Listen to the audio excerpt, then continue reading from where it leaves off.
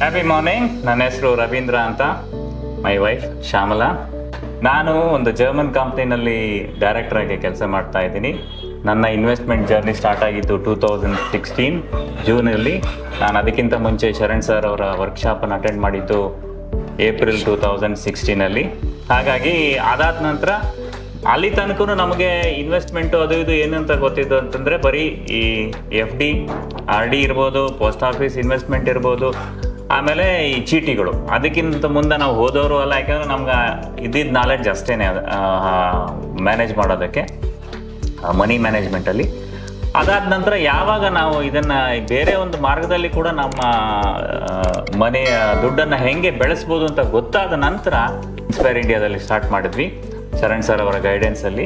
ಆಮೇಲೆ ಹಾಗೆ ಮಾಡ್ತಾ ಮಾಡ್ತಾ ಹೋದಂಗೆ ನನಗೆ ಇದ್ರ ಬಗ್ಗೆ ಇನ್ನೂ ಎಷ್ಟು ಕಲಿಯೋದಿದೆ ಅಂತ ನನಗೆ ಗೊತ್ತಾಯಿತು. ಆ ಒಂದು ಇದನ್ನೆಲ್ಲ ನೋಡಿಕೊಂಡು ಒಂದೊಂದಾಗೆ ಇನ್ಸ್ಪೈರ್ ಇಂಡಿಯಾ ಗೈಡೆನ್ಸಲ್ಲಿ ನಾನು ಮಾಡ್ತಾ ಬಂದೆ. ಇವತ್ತು ನನಗೆ I am very happy with what I have achieved in my portfolio.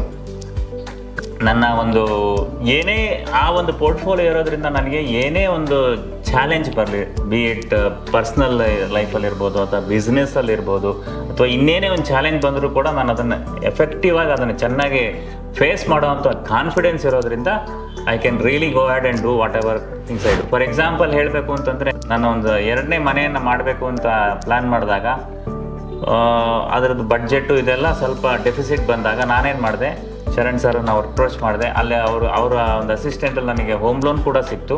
ಅದ್ರ ಜೊತೆಗೆ ನಾನು ಸ್ವಲ್ಪ ಇನ್ವೆಸ್ಟ್ಮೆಂಟ್ ಕೂಡ ತೆಗಿಬೇಕಾಯಿತು. ಅದನ್ನೆಲ್ಲ ತೆಗೆದುಬಿಟ್ಟು ಸೆಕೆಂಡ್ ಹೋಮ್ ಮಾಡಿದೆ.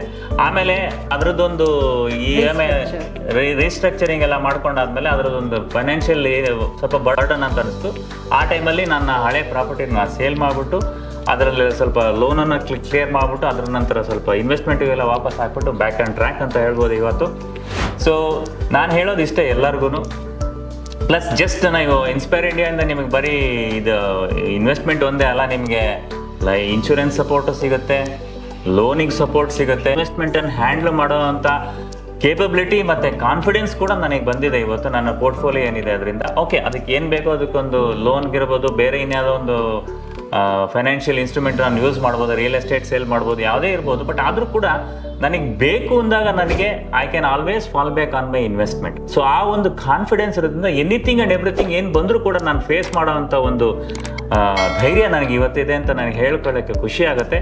ಹಾಗಾಗಿ ನಾನು ಹೇಳೋ ಮೆಸೇಜ್ ಇಷ್ಟೇ, ಪ್ರತಿಯೊಬ್ಬರೂ ಕೂಡ ಈ ಒಂದು ಫೈನಾನ್ಷಿಯಲ್ ಫ್ರೀಡಮ್, ನಮಗೆ ಬೇರೆ ಈ ಎಕನಾಮಿಕಲ್ ಫ್ರೀಡಮ್ ಬೇಕೇ ಬೇಕು ಅಂತ ನಾನು ಹೇಳ್ತೀನಿ. ಒಂದು ಈಗ ನಮಗೆ ಫ್ರೀಡಮ್ 1947 ಎಲ್ಲರಿಗೂ ಸಿಕ್ತು. ಬಟ್ ಆದರೆ ಈ ಒಂದು ಫೈನಾನ್ಷಿಯಲ್ ಫ್ರೀಡಮ್ ಅನ್ನೋದನ್ನು ನಾವು ಮಾಡ್ಕೋಬೇಕಾಗತ್ತೆ.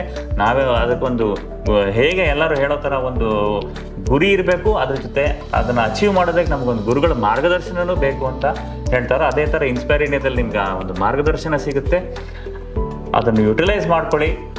ನಾನು ಹೇಳೋದು ಇಷ್ಟೇ, ನೀವು ಯಾವತ್ತು ಇನ್ವೆಸ್ಟ್ಮೆಂಟ್ ಸ್ಟಾರ್ಟ್ ಮಾಡಬೇಕು ಅಂತಂದರೆ ನೀವು ಫಸ್ಟ್ ಏನು ಗಳಿಸೋದನ್ನು ಅರ್ನ್ ಮಾಡೋದನ್ನು ಶುರು ಮಾಡ್ತೀರೋ ಆವತ್ತೇ ನಿಮ್ಗೆ ಇನ್ವೆಸ್ಟ್ಮೆಂಟ್ ಸ್ಟಾರ್ಟ್ ಆಗಬೇಕು.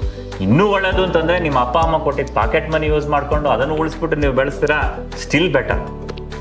ಸ್ಟಾರ್ಟರ್ಲಿ ಬಿ ಕನ್ಸಿಸ್ಟೆಂಟ್. ಏನೇ ಒಂದು ಹಿಂದೆ ಮುಂದೆ ಆದರೂ ಮಾರ್ಕೆಟಲ್ಲಿ ಹೆದರ್ಕೊಳ್ದಲ್ಲೇ ಅದನ್ನು ಕನ್ಸಿಸ್ಟೆಂಟ್ ಮಾಡಿ. ಕೋವಿಡ್ ಟೈಮಲ್ಲಿ ನಮಗೆ ಆಗಿದ್ದು ಒಂದು ಎಕ್ಸ್ಪೀರಿಯನ್ಸ್ ಕೂಡ ಹೇಳ್ತೀನಿ. ಕೋವಿಡ್ ಟೈಮಲ್ಲಿ ಅಫ್ಕೋರ್ಸ್ ನಮ್ಮ ಒಂದು ಏನು ಬಿಸ್ನೆಸ್ಸಿಂದ ರೆವೆನ್ಯೂ ಬರಬೇಕಿತ್ತು ಅದರಲ್ಲೂ ಕೂಡ ಸ್ವಲ್ಪ ಹಿಂದೆ ಮುಂದೆ ಆಯಿತು. ಆದರೆ ಹಾಗಾಗಿ ನಮ್ಮ ಪೋರ್ಟ್ಫೋಲಿಯೋ ಕೂಡ ಈವನ್ ಮೈನಸ್ಸಲ್ಲೇ ಹೊರಟೋಯ್ತು. ಆದ್ರೂ ನನಗೆ ಈ ಒಂದು ಇನ್ವೆಸ್ಟ್ಮೆಂಟಲ್ಲಿ ಕಾನ್ಫಿಡೆನ್ಸ್ ಇತ್ತು, ಇಂಡಿಯನ್ ಮಾರ್ಕೆಟ್ ಮೇಲೆ, ಇಂಡಿಯನ್ ಗ್ರೋತ್ ಸ್ಟೋರಿ ಮೇಲೆ ನನಗೆ ಕಾನ್ಫಿಡೆನ್ಸ್ ಇದ್ದಿದ್ದರಿಂದ, ಶರಣ್ ಸರ್ ಮೇಲೂ ಕಾನ್ಫಿಡೆನ್ಸ್ ಇದ್ದಿದ್ದರಿಂದ, ಅದು I am on the right point ಅಂತ ಒಂದು ಕಾನ್ಫಿಡೆನ್ಸ್ ಇದ್ದಿದ್ದರಿಂದ we simply went ahead. So ಆ ಒಂದು ಏನು ಆ ಟೈಮಲ್ಲಿ ಆ ಟೈಮಲ್ಲೂ ಕೂಡ ನಾವು ಮ್ಯಾನೇಜ್ ಮಾಡಿಕೊಂಡು ನಮ್ಮ ಇನ್ವೆಸ್ಟ್ಮೆಂಟನ್ನು ನಿಲ್ಲಿಸ್ದಲ್ಲೇ ಇವತ್ತು ಕನ್ಸಿಸ್ಟೆಂಟಾಗಿ ಮಾಡ್ಕೊಂಡು ಬಂದಿದ್ದರಿಂದ today I am very very confident about my financial freedom ಅಂತ ಹೇಳಲಿಕ್ಕೆ ನನಗೆ ಖುಷಿ ಆಗುತ್ತೆ. ಏನೇ ಒಂದು ತಿಂಡಿ ಪದಾರ್ಥ ಮಾಡಬೇಕು ಅಂದರೆ ಯಾವೆಲ್ಲ ಸರಿಯಾದ ಪ್ರಮಾಣದಲ್ಲಿ ಹಾಕಿದ್ರೆ ಅದಕ್ಕೆ ರುಚಿ ಇರುತ್ತಲ್ಲ, ಅದೇ ಥರನೇ ನಮ್ಮ ಫೈನಾನ್ಷಿಯಲ್ ಅಲೋಕೇಶನ್ ಕೂಡ ಅದೇ ಥರ ಮಾಡಿಕೊಂಡ್ರೆ ಭಾಳ ಚೆನ್ನಾಗಿರುತ್ತೆ. ಅದರಲ್ಲಿ ನೀವು ಡಿಸೈಡ್ ಮಾಡಿ, ನಿಮ್ಮ ರಿಸ್ಕ್ ಅಪಟೈಟ್ ಪ್ರಕಾರ ಯಾವುದನ್ನು ನೀವು ಜಾಸ್ತಿ ಮಾಡ್ತೀರಾ, ಯಾವುದನ್ನು ಕಡಿಮೆ ಇಟ್ಕೋತೀರಾ, ಅಥವಾ ನೀವು ಎಷ್ಟು ಇನ್ವೆಸ್ಟ್ ಮಾಡ್ತೀರಾ, ಏನು ಬಿಡ್ತೀರಾ ಅಂತ ಅದಕ್ಕೆಲ್ಲ ಅಡ್ವೈಸ್ ಮಾಡೋದಕ್ಕೆ ಶರಣ್ ಸರ್ ಇದ್ದಾರೆ. Use this benefit, use this opportunity. ಅಷ್ಟೇ, ಸ್ಟಾರ್ಟರ್ಲಿ ಬಿ ಕನ್ಸಿಸ್ಟೆಂಟ್, ಏನೇ ಆಗಲಿ ಕಂಟಿನ್ಯೂ ಮಾಡ್ಕೊಂಡು ಹೋಗಿ and achieve your financial goals. Be happy and enjoy your life. Thank you all. Thank you inspire India. Thank you so much.